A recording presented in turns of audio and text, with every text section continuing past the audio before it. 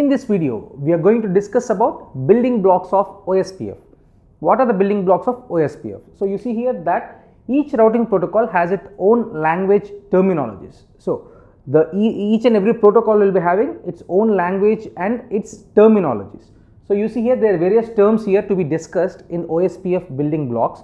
The first one is about the router ID. Router ID is the IP address given to that router so that it does not get confused about the multiple IP addresses has to its interfaces. So, router ID is given as a unique ID given to that router as an IP address so that it can recognize the router by the IP addresses here. So, coming to links, simply speaking about the links is nothing but the networks which extend the topology actually here. So, you see one interface is connected to the other interface through normal links, and these are called the link connectivity between the networks topology.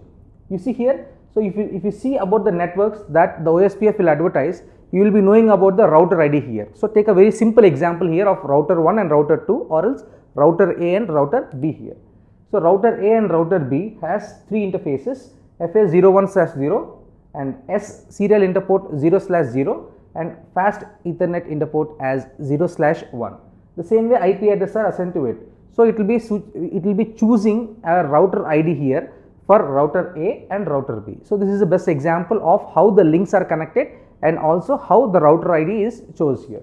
And you see about the router is also aware of two things here about the hello packets and about the neighbors. So, how this hello packets and neighbors work? The hello packets similar to EIGRP hello packets that it will send in a fraction of time. So, you see USPF uses hello packets to discover the neighbors and maintain the connectivity or the relationship between the neighbors.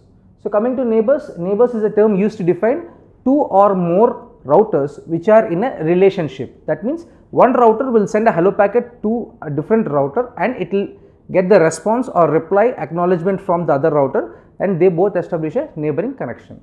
So, this is about the OSPF building blocks.